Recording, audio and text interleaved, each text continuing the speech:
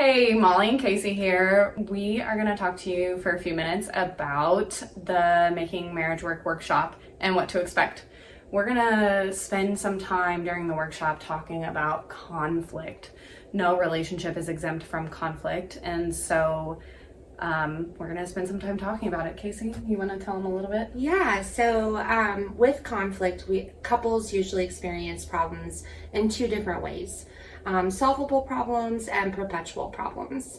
What Gottman's longitudinal research shows is that all relationships have 31% of problems that are solvable and 69% of problems that are perpetual or gridlocked, where there won't actually be a solution.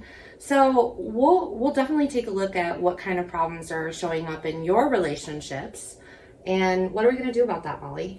Yeah, so we are going to spend some time learning how to work through those solvable problems. Well, first of all, figuring out which ones are solvable and which ones are perpetual. We know that perpetual problems are typically founded in things like personality differences, value differences. That's why they're perpetual. They're going to last throughout the duration of the relationship because they are core values or personality quirks difference between you and your partner. So with solvable problems, we're going to help you all figure out how to negotiate and find some compromise. But with those perpetual ones, the kind of key factor there is learning how to talk about those perpetual problems in a way that doesn't hurt your partner.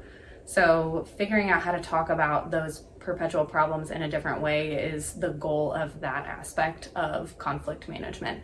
And notice we intentionally use the phrase conflict management, again, because it's more about how couples handle conflict conversations than completely removing them from relationships.